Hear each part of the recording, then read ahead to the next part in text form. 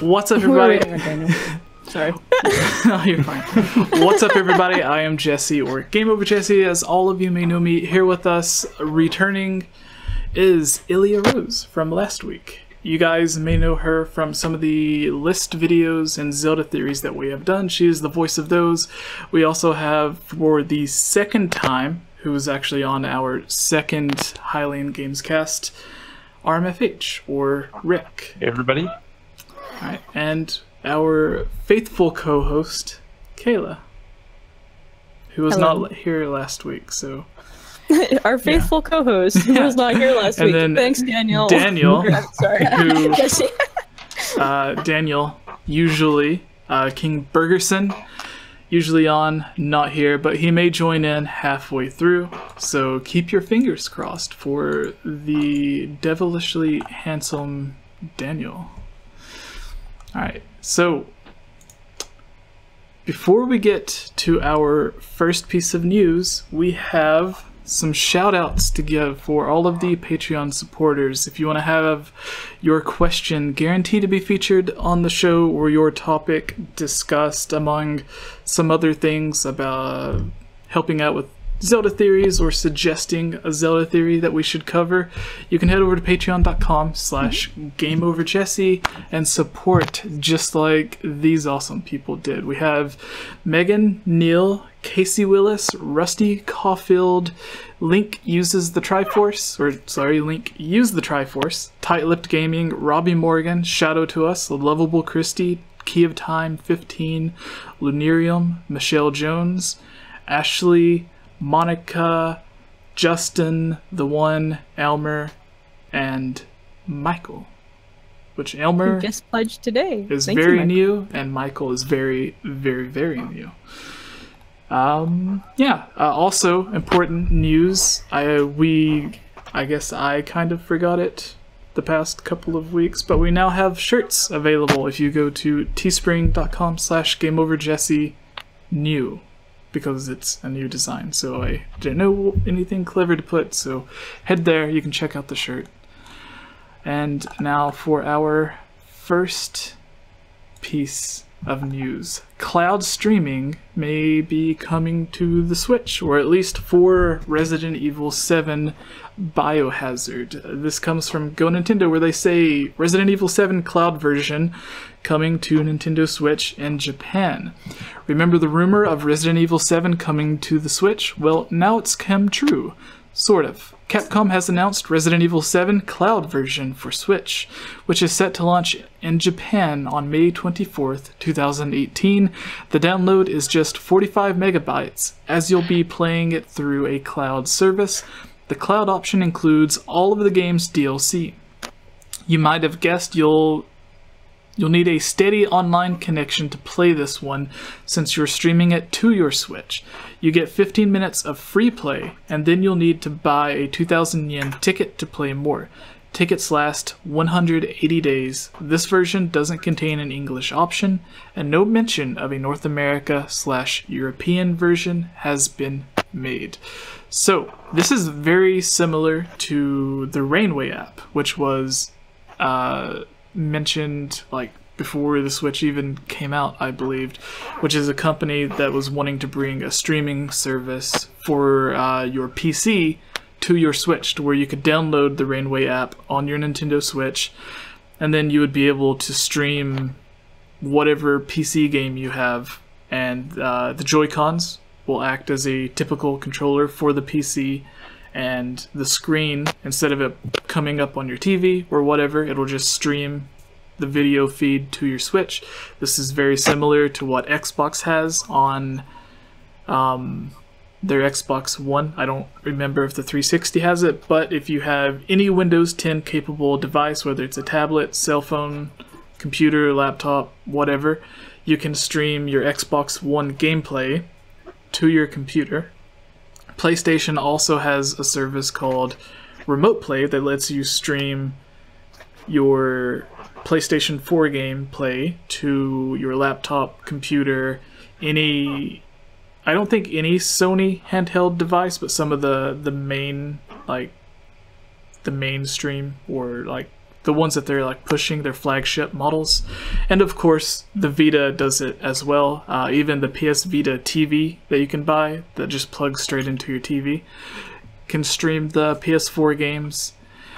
And yeah, so this is essentially the same thing as those, except instead of streaming it from a computer or something you have in your house, I'm guessing Capcom's gonna have like a server farm that has a bunch of really powerful PC computers set up, and they're gonna be just used to stream the game that you're playing. So they're all gonna be set up with Resident Evil 7.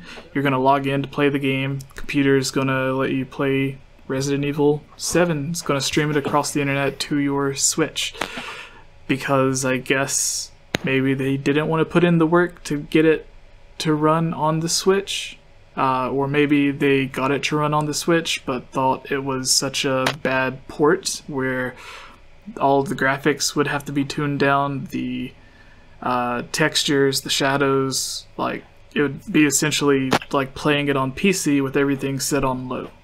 And they may have thought that wasn't an enjoyable experience, so this is the better option, to just give you high to max settings and just stream it to your device. But I liked Resident Evil 7 Biohazard. I played it in VR mode for the PlayStation VR, which is really great, really scary. But what do you guys think about this for other games? And Resident Evil 7 as well, since that is the first game that's going to be introducing this. But since Nintendo is allowing it, then other games might be able to come out as well. There are a lot of really demanding PC or PlayStation 4, Xbox One games that people want on the Switch. Everyone makes the point that, well, the Switch isn't powerful enough to run them. Certain games they've scaled down to run on the Switch, like Wolfenstein 2 or Doom. They've like stripped a bunch of the polish away from them to allow them to run on the Switch. But now, instead of tinkering away for months trying to customize a version of a game for the Switch, they can just stream it to the system and not do nearly as much work. So yeah, what are your guys' thoughts? Starting with you, Rick, since you are our new guest. I like the idea. I think it has some potential, like, I mean, in terms of what you're saying, like bringing other games to the platform that wouldn't necessarily be able to run on the Switch, as it's limited with its hardware capabilities and everything. But the thing that I don't like about the Resident Evil is the fact that you have to pay like 2,000 yen, which if it was here in the US, it's about $18 for 128 days. Yeah, I mean, you're getting what you're paying for, but I don't like the paywall behind it, really. I think it would work a little bit better as like a subscription based platform for the for games like this and everything. But I mean, it's a good experiment for sure. Yeah, I'd like to see it implemented later on with, you know, maybe games like Final Fantasy, something that can't run at 60 frames per second on the Switch. And brought over via, you know, streaming. It depends on how well the network capabilities are too, because they specifically tell you, I think in one of their guides for the Switch, to connecting it to the internet properly and getting a good solid connection, you should probably buy the LNA adapter for it. Yeah. Just because the Wi-Fi isn't the greatest. Yeah. That's basically my thoughts. You mentioned it would be about $28 US. Yeah. So for me, instead of just streaming a game for a month for $28, like that's, you can go buy a lot of Switch games now for $28. It would probably just be rounded up to $18. $18. Okay. Yeah, my bad. 18. So there are a bunch of Switch games that have been out for a while that you can go and buy for around $20, but you're just getting the ability to stream this game. You don't necessarily own it. So for $20, I could see them doing something that's like more akin to a service, to where this is just the first game, but then they put up like some of their other games. I can't my mind's blank right now, but there are other hugely popular Capcom games that they haven't brought to the Switch. One that a lot of people were wanting is Monster Hunter. So, like Monster Hunter Worlds for PlayStation 4, Xbox One. This would be a perfect way to bring that to the Switch. And then they could even, since it's streaming from a PC to the Nintendo Switch, they could even have it so that you're playing with other PC players or other PS4 players. I don't know how the crossplay works with that, but yeah, I could see the $20 price point being able, like, hey, here's our service for $20 as opposed to here's a single game for $20. But was it 180 days? 180 days? Yeah. So you get it for 6 months or half a year. So I guess, like, people, instead of paying the $60 and then beating the game in a month or two and then never playing it again, you can just pay the $20, beat the game in a month or two, and then you still have access to it for 4 months. But if you're never going to play it again anyways, then I guess it kind of makes sense to save you money. But at the same time, I see it being more as a service instead of a single game. But going to you, Ilya. I think I'm of the same mindset where it has a lot of potential, but I'd be worried about the price for such a short period of time.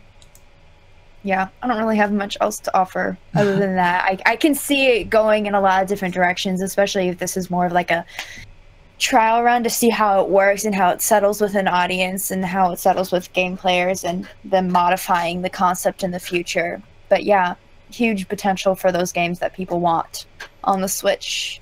Yeah, because that always seems to be where people try to get Nintendo, where they're like, oh, your system's not strong enough or whatever. So this is a good way to, you know, come back and be like, we're trying to find a way to get this to happen, where the one place where we kind of lack a little bit sometimes. So and they also mentioned that it was Japan only right now, so since it's not worldwide, that makes me think that it is just them kind of testing the market for something bigger. But what about you, Kayla? Yeah, no, I basically totally agree with everything you guys have said. I feel like $20 is quite expensive, like you guys were saying, for an update. One game. Oh? Jacob Schulroy, I apologize if I mispronounced your name, but he, I suppose, is in the chat right now. So a shout out to him for going and donating $5 to be a patron. I had a little ting from my phone, and he donated while we were streaming, so I wanted to give a quick shout out to him. And anyone else, if you feel like donating, feel free to. It helps us out. The money gets split between Daniel, Kayla, and I, so everyone who co-hosts the podcast. So go patreon.com/GameOverJesse if you would like. And thank you, Jacob. Continue, Kayla. Sorry for interrupting. Nope, that's okay. But yeah, like I was saying, like $20 is like way too steep for playing one game, because being me, if I'm playing a game that I really enjoy, I'm going to beat that game very fast, and then it will be a waste of my money because I won't have a reason to play it after. So I definitely think it's probably more of a trial run, and that hopefully, instead of just seeing like one game that we could play through the cloud, it would be a variety of games that we could play and then just pay a base price for. Yeah. So with this being Capcom, I want to go through before we move on to the next topic and ask, is there a Capcom game that isn't available on the Switch that you guys would like to come to this service if it does become a service? I mentioned Monster Hunter World for me, but what about you guys? Keep Time 15 says Ilya ? Ilya is in the bottom left corner. She... for me, you were in the bottom left corner. I know Key of Time. He's in the Secret Links, I believe. Yeah. So, I think, if it's the same Key of Time.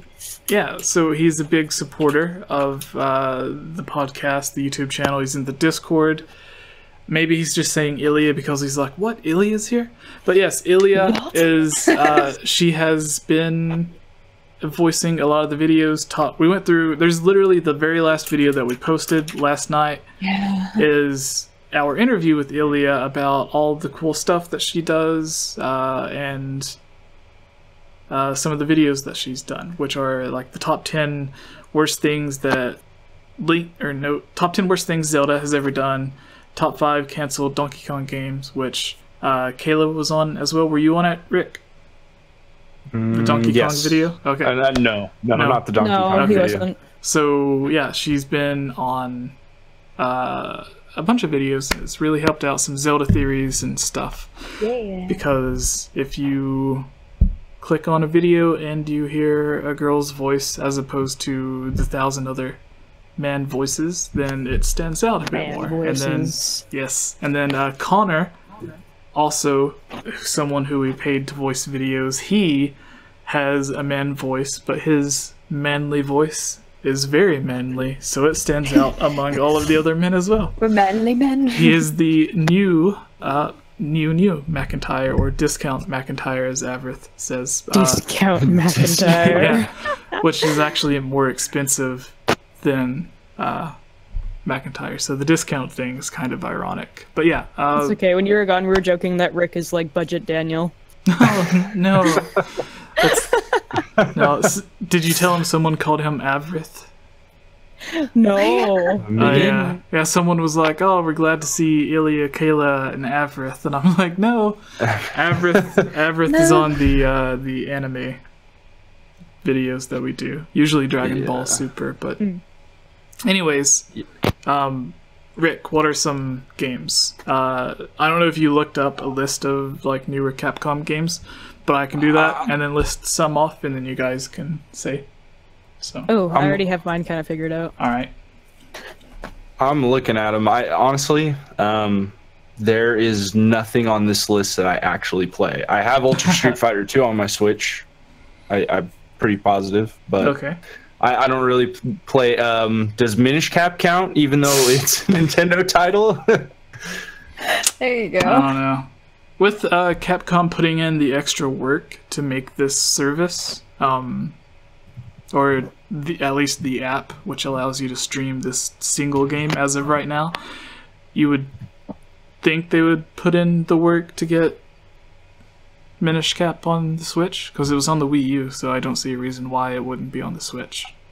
So it's not like Nintendo is I'm sure they'll open up that library eventually. Yeah, like Super Mario RPG, which is Nintendo and Square Enix, or maybe it was just Square at the time, but they had a similar negotiation as Capcom and Nintendo, to where, because Capcom created some of the characters in Minish Cap, Nintendo doesn't necessarily own all of the rights for it, just as where Square created some of the characters in Super Mario RPG, they own the rights to the characters, but Nintendo owns the rights to the game, so the rights is like split between them, so like there has to be an agreement there before Nintendo can use them, which is why we got the weird, I forgot his name, but there was like the Super Mario RPG character that appeared in Smash Brothers for Wii U as a costume.